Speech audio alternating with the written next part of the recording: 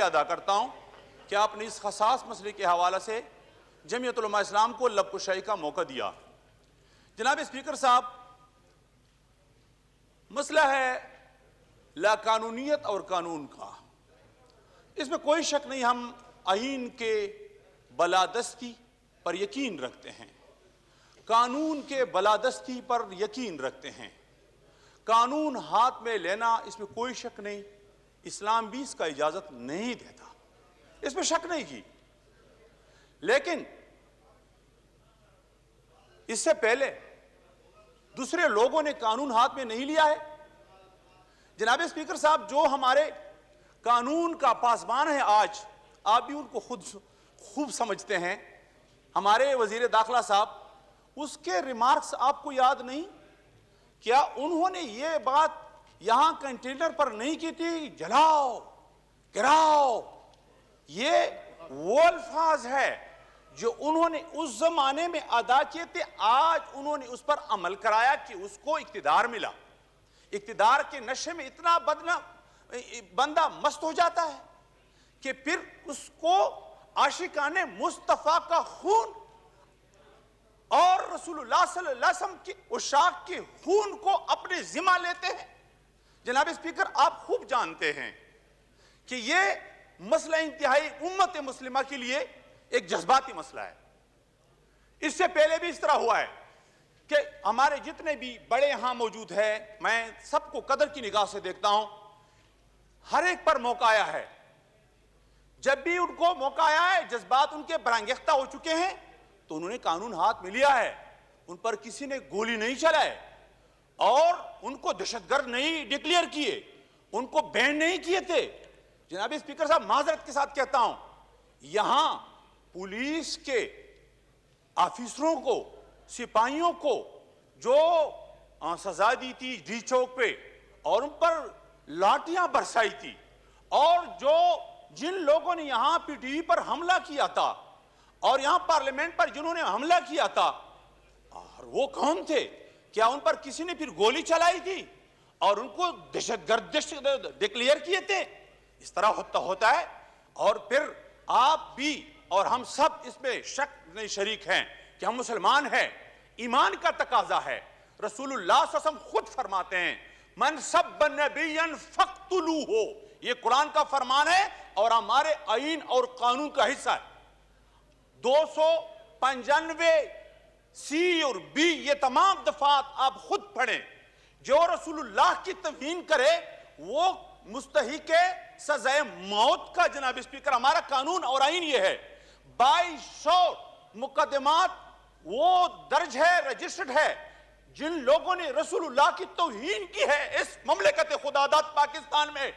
1500 F I R درج ہے، اور اب بھی وہ لوگ دندناتے پھر رہے ہیں۔ حکومت وقت کا کیا ذمہ داری ہے؟ وہ ذمہ داری نبھاتے نہیں، تو پھر عشاق مصطفیٰ، کیا ان کے جذبات وہ نہیں بڑھے گی؟ وہ تو میدان عمل میں نہیں نکلے گی، آپ بھی مجبور ہو جائیں گے۔ آپ بھی مسلمان ہیں، میں بھی مسلمان ہوں۔ آپ لوگوں نے ہمیں پیر صاحب شامل کیا، ہم تو ان کا ذاتی طور پر احترام کرتے ہیں، ایک شریف گھرانے سے ان کا تعلق ہے۔ وہ آدمی جس نے قتل کیا ہے، قاتل ہے اور وزیر داخلہ ہے، ان کو سامنا کرنا چاہیے اس ایوان کا۔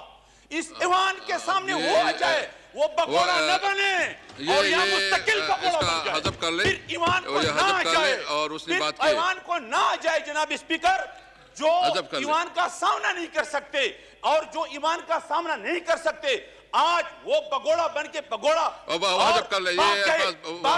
خود دیکھا، باقی صاحب کا ذمہ داری تھا یا اس کا ذمہ داری تھا، یہ اس کی ذمہ داری میں آتا تھا۔ وہ یہاں آپ کا سامنا بھی نہیں کر سکتے، ہمارا سامنا بھی نہیں کر سکتے۔ آج ہم تحریک لبیک کے کارکنوں پر جو ظلم ہوا ہے، جو جبر ہوا ہے، جو تشدد ہوا ہے، ہم ان مظلوموں کے ساتھ ہیں اور پورے پاکستان کے عوام عاشقان مصطفیٰ کے ساتھ ہیں۔ ہم جان دے سکتے ہیں لیکن رسول اللہ کے عشق پر سودا بازی نہیں کر سکتے۔ جناب اسپیکر، حکومت واضح کر دے اس بات کو کہ وہ فرانس کے ساتھ ہے یا عاشقان مصطفیٰ کے ساتھ ہے۔ علی محمد خان صاحب پلیز، اس کے بعد مرتضیٰ صاحب، اس کے بعد علی محمد خان کے بعد آپ کر لیں گے۔ علی محمد خان علی وقت خان جی ابھی کرتے ہیں جی. علی وقت خان پلیز, علی وقت خان پلیز جی جی پلیز علی وقت خان صاحب پلیز. جی بہت شکریہ جناب اسپیکر صاحب. جی بتا رہے ہیں پلیز. جی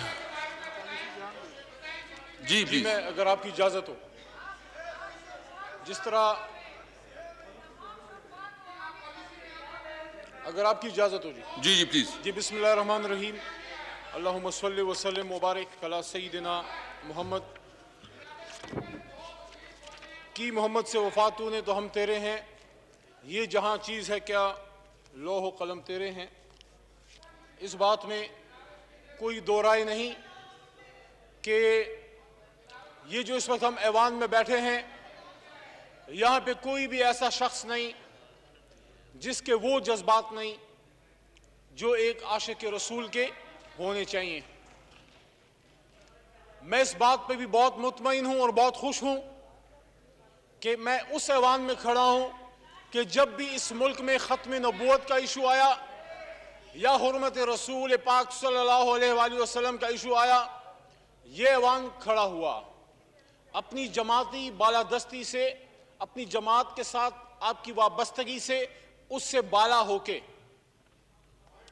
یہ پاکستان سن 47 میں جب بنا جناب اسپیکر صاحب تو کلمے پہ ہی بنا تھا, اور قائد اعظم محمد علی جناح سے پوچھا گیا تھا کہ آپ پاکستان بنانا چاہتے ہیں مسٹر جناح, یہ پاکستان کیسا پاکستان ہوگا؟ تو محمد علی جناح نے قرآن کی بات کی اور محمد الرسول اللہ صلی اللہ علیہ وآلہ وسلم کی بات کی. اور جس طرح علامہ اقبال کا شعر ہے کہ نگاہ عشق و مستی میں وہی اول وہی آخر, وہی قرآن وہی فرقہ وہی یاسی وہی طہا. تو اس ایوان نے جب قادیانیت کا مسئلہ آیا تو اسی ایوان نے وہ لا پاس کیا اور ختم نبوت پہ مہر تصدیق اس ایوان نے ثبت کی کہ نبی پاک صلی اللہ علیہ وآلہ وسلم کے بعد کوئی نبی نہیں آئے گا, اور جو نبی پاک صلی اللہ علیہ وسلم کو آخری نبی نہیں مانتا وہ مسلمان ہو ہی نہیں سکتا. اور پھر جب دنیا میں جب بھی ایسا کوئی واقعہ ہوا جب نبی پاک صلی اللہ علیہ وسلم کی شان میں گستاخی ہوئی, یہ ایوان کھڑا ہوا اور یہاں سے لوگوں نے آواز صدائے حق بلند کی. اور آج بھی جب یہ واقعہ ہوا فرانس میں تو اس ایوان سے The House is adjourned to meet again on Thursday, the 22nd April at 2 p.m.